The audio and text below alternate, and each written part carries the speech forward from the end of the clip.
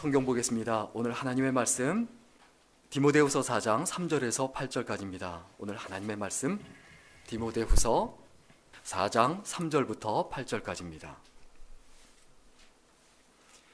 디모데후서 4장 3절부터 8절까지 우리 한 목소리로 같이 읽겠습니다. 4장 3절부터 8절입니다. 같이 읽습니다. 시작.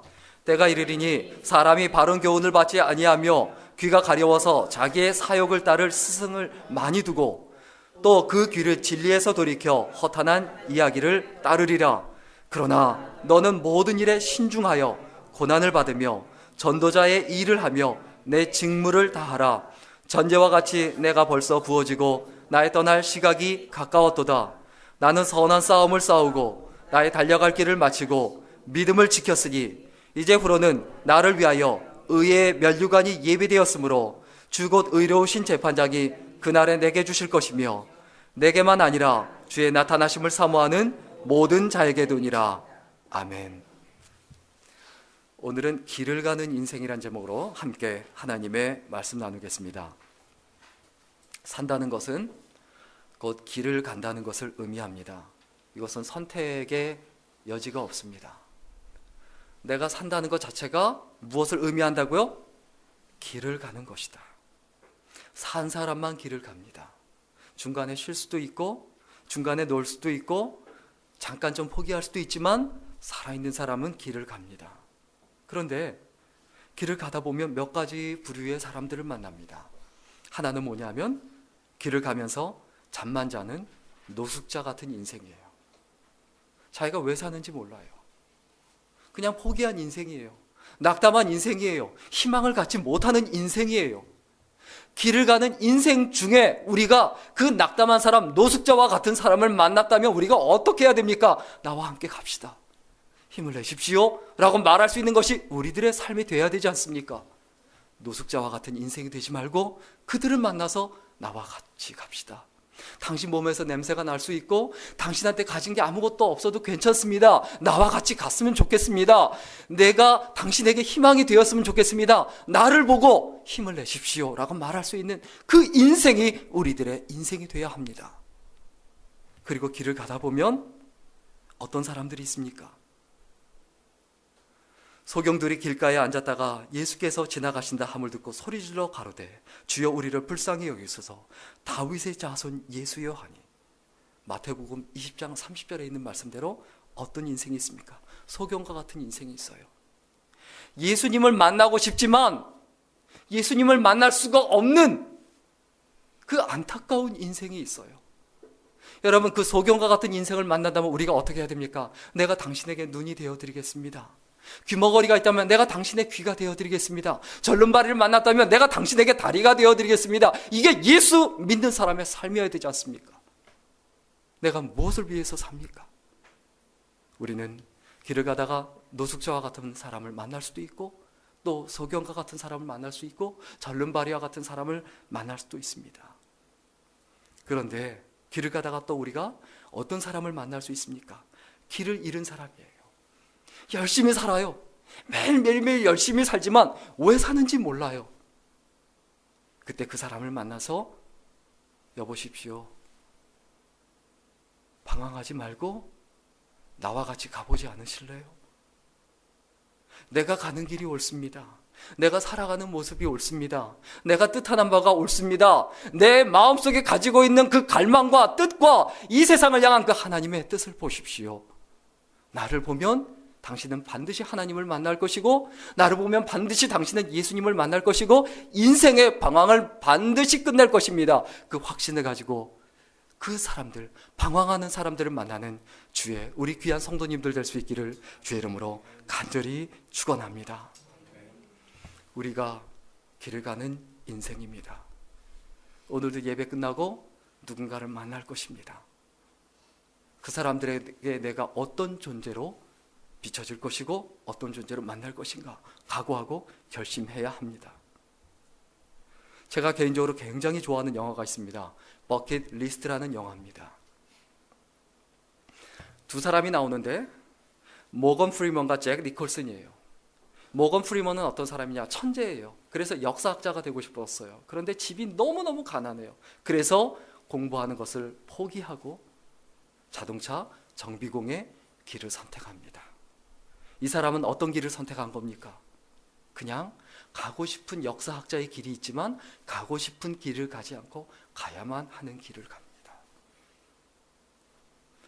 또 다른 한 사람 잭 니콜슨, 이 사람은 백인입니다. 이 사람도 굉장히 가난한 가운데서 태어났어요. 그런데 이 사람한테 한이 맺힌 건 뭐냐면 부자가 되고 싶다예요. 그래서 이 사람은 부자가 되고 싶은 가고 싶은 길을 갔어요.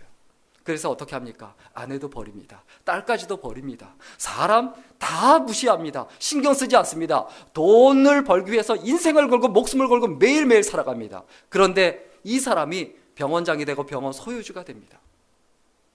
그런데 병원의 그 경영을 아주 좋게 만들기 위해서, 환자를 더 받기 위해서 1인실을 싹 그 병원에 없애버립니다. 그리고 자기가 자기 병원에 입원하게 되는데 이 사람이 누구와 같이 있게 되냐? 바로 이 모건 프리먼, 자동차 정비건, 이 사람하고 한 방에 있게 됩니다. 이 사람하고 같은 방에 있으면서 그때 두 사람이 공통점을 맞이합니다.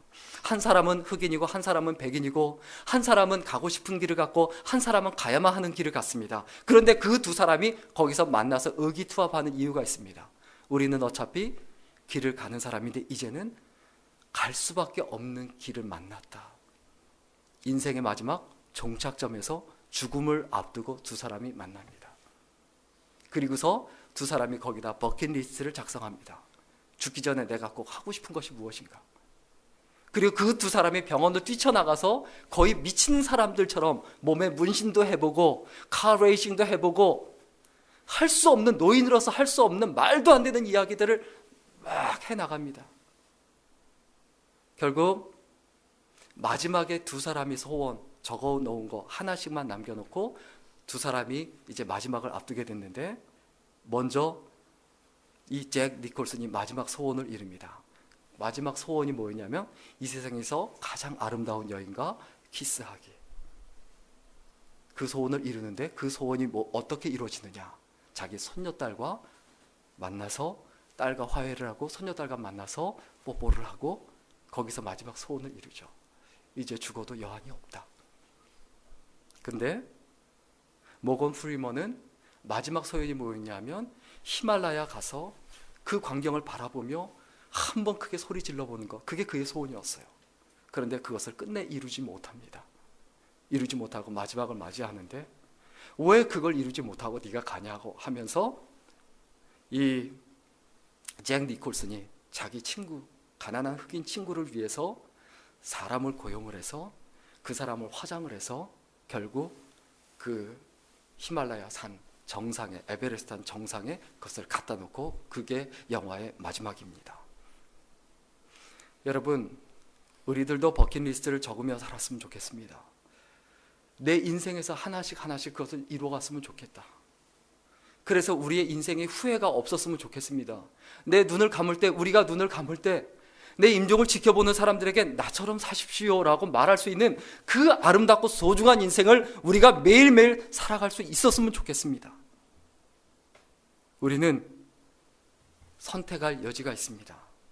어떤 겁니까? 내가 가고 싶은 길을 갈 수 있어요. 이건 욕망의 길입니다. 오늘 본문 3절과 4절에 있는 말씀 우리 다시 한번 읽어볼까요? 오늘 본문 3절과 4절에 있는 말씀입니다. 가고 싶은 길에 대해서 뭐라고 말합니까? 우리 같이 읽겠습니다. 시작. 때가 이르리니 사람이 바른 교훈을 받지 아니하며 귀가 가려워서 자기 사욕을 따를 스승을 많이 두고 너 그 길을 진리에서 돌이켜 허탄한 이야기를 따르리라. 내가 가고 싶은 길은 어떤 길입니까? 욕망의 길이에요. 바른 교훈을 받지 않아요. 귀가 가려워서 자기 사욕을 따르고 세상적인 욕망을 따라가는 길입니다.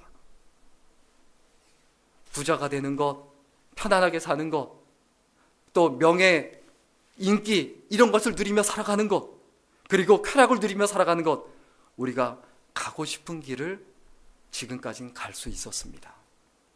그러나 나이가 들어갈수록요, 가고 싶은 길 못 갑니다. 가야만 하는 길을 가야 돼요. 우리 예수 믿는 사람들은 어떤 사람들이냐? 내가 생명을 걸고 내 인생을 걸고 목숨을 걸고 가야만 하는 길을 가는 사람이다라는 그 의식이 분명해야 합니다.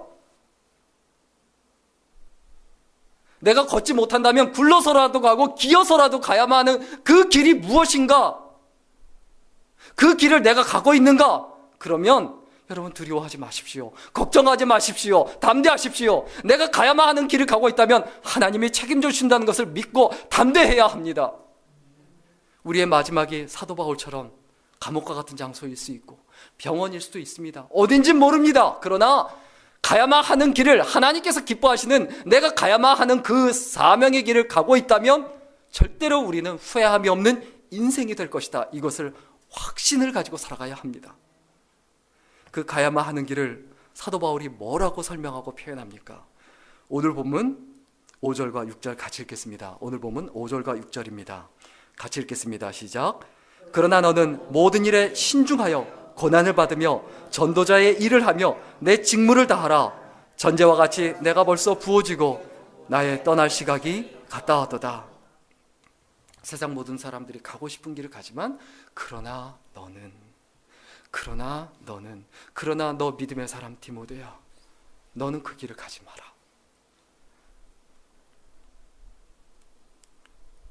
사도 바울이 자신의 인생에 대해서 이야기하며 디모데에게, 믿음의 아들 디모데에게 권면하며 전제와 같이 내가 벌써 부어지고, 전제가 어떤 겁니까? 제사를 지내고 마지막에 포도주를 부어서 그것을 끝내는 예식이에요. 내가 전제와 같이 이미 벌써 부어졌다. 나의 떠날 시각이 가까웠다. 여러분, 떠날 시각이 오늘 저녁일 수도 있고 내일일 수도 있고 언제일지 모릅니다. 이것을 위해서 우리가 어떻게 해야 합니까? 내가 가야만 하는 길을 위해서 내 삶 자체를 개혁해야 돼요. 내 마음을 개혁하고 뒤집어야 돼요. 또 우리가 가야만 하는 그 길이 어떤 겁니까? 내가 목숨을 걸고 인생을 거는 길이에요. 사명의 길을 가려고 하면 당하지 않아도 될 일을 당해야 되고, 힘들지 않아도 되는데 힘들어야 되고, 그리고 실컷 누릴 수 있는데도 누리지 않고, 그리고 이 세상에서 순간순간 살아가면서 어렵고 답답하고 그리고 힘든 길을 가는 거지만, 그러나 그 가운데서 기뻐할 수 있습니다. 아무리 아름답고 반짝이는 별이라 할지라도 어둠 속에 갇혀 있지 않는 별은 없어요. 그런데 그 별은 어둠 속에 있다라고 하면 왜 어둠 속에 있는 겁니까? 빛나기 위해서예요. 누군가에게 희망이 되기 위해서예요. 여길 봐도 깜깜하고 저길 봐도 깜깜하다. 무엇을 의미합니까? 내가 어둠 가운데 빛으로 존재하고 있다는 거예요. 누군가 나를 보고 있고, 그리고 그 사람들이 나를 통해서 희망을 가지고 있다.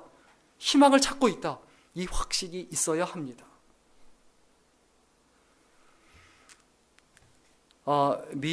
그 존스 홉킨스 병원 재활 전문의인 이승복 박사 이야기를 좀 마지막으로 오늘 좀 하고 싶습니다. 이분이 올림픽 체조 유망주였고 미국 국가대표 선수였습니다. 그런데 연습을 하다가 떨어져서 하반신이 완전히 마비가 되고, 그리고 양쪽 손도 그렇게 자유롭지 않은 상태가 됐죠. 근데 이분이 이런 고백을 해요. 어떤 고백이냐 하면,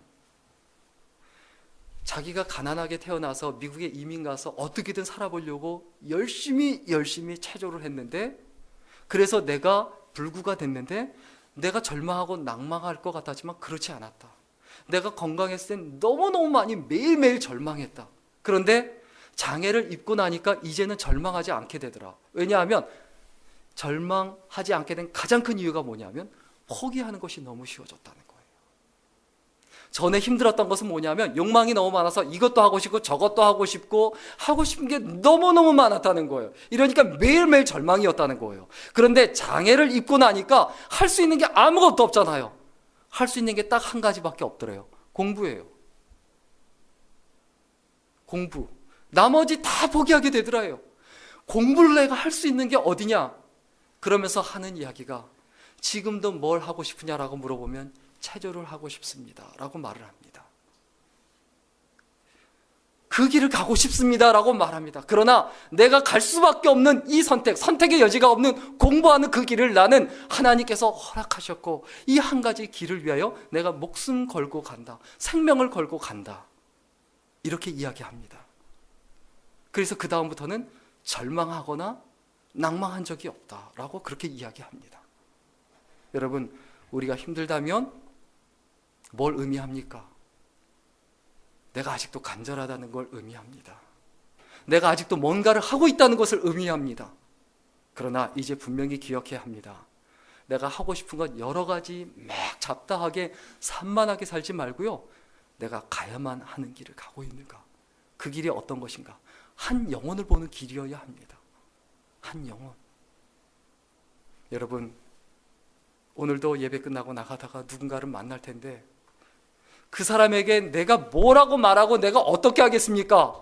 은과금은 내게 없지만 내게 있는 것으로 내게 주노니 당신 일어나 걸으십시오, 그리고 나와 같이 갑시다라고 말할 수 있는 그 사람들을 만나러 가야 되지 않습니까? 세상에 왜 살아갑니까? 왜 나아갑니까? 왜 직장생활 합니까? 왜 돈을 법니까? 여러분, 한심하게 살지 마십시오. 답답하게 살지 마십시오. 하나님께서 우리에게 생명을 주신 이유는 그 한 영혼을 만나고 그 한 영혼을 이끌기 위함인데, 우리는 너무나 갈망하는 게 많습니다. 돈도 많아야 되고, 집도 좋아야 되고, 사람들이 나를 인정해 줘야 되고, 그 많은 사람들이 나한테 칭송해 줘야 되고, 칭찬해 줘야 되고, 다른 사람들이 나한테 기분 나쁜 말 하면 점이어 안 되고, 그래서 매일매일 힘들고 어려워합니다. 여러분, 하나님은 우리의 어두운 이야기들을 사랑하십니다. 어떤 이야기요? 나의 힘겨운 이야기를 사랑하십니다. 내가 몸이 아팠고, 내가 가난하고, 내가 인생에서 바닥에 떨어지고, 그리고 어디 가서 모욕을 당하고, 그 이야기들을 사랑하세요. 왜 그럴까요? 그 순간이 하나님이 가장 마음 아파하는 순간이거든요. 그리고 그 가운데 하나님께서 우리를 일으켜 주시거든요. 여러분, 하나님께서 우리 가운데 오셔서 우리에게 해주시는 게 있습니다. 구덩이에 갇힌 요셉의 그 어두움을 기억했으면 좋겠습니다. 누구의 어두움이요? 희망이 없는, 물조차 없는 구덩이에 갇혔던 그 요셉의 어두움과 답답함과 막막함과 괴로움과 그 근심. 구덩이에 갇혀서 요셉이 어떻게 합니까? 아무 말 하지 않습니다. 구덩이에 갇혀서 그가 자기 자신을 돌아보고, 그리고 거기에서 미움을 쌓으면서 형들 두고 보자, 내가 살아나가면 너희들 죽일 거야, 이러지 않았어요. 사자굴에 던져진 다니엘의 어둠을 우리가 기억했으면 좋겠습니다. 사자굴에 있으면서 얼마나 놀랐습니까? 사자가 있는데 나를 잡아먹지 않아요. 배고픈 사자인데. 정말 다니엘이 하나님의 놀라운 큰 은혜와 능력을 어디서 느꼈겠습니까? 그 어둠이에요. 사자굴이에요. 우리가 하나님의 은혜와 하나님의 능력과 하나님의 도우심과 인도하심을 언제 체험합니까? 어둠 가운데 있을 때예요. 바닥 가운데 떨어졌을 때예요. 다니엘의 사자굴이에요. 그곳에 있다면 감사할 수 있는 은혜가 있기를 주의 이름으로 간절히 축원합니다. 학대받는 자기 민족을 한스러워하던 그 모세의 그 어두움을 기억했으면 좋겠습니다. 미디안 광야에서 학대받고 노예로 비참하게 처참하게 사는 그 백성들을 바라보며 하나님의 음성을 기억합니다. 하나님의 음성이 뭡니까? 내 백성을 가게 하라. Let my people go 라고 말하는 그 하나님의 음성을 가슴에 새기고, 하나님, 내가 하나님 앞에 섭니다. 내가 하나님 앞에 섭니다. 희망이 없지만은 하나님께서 나와 함께 하시면 이들을 이끌어낼 것이고 가나안 땅으로 인도하실 줄 믿습니다라는 그 모세의 간절함과 그 애절함, 그 어두움을 우리는 기억해야 합니다. 우리에게도 어두운 이야기들이 있습니다.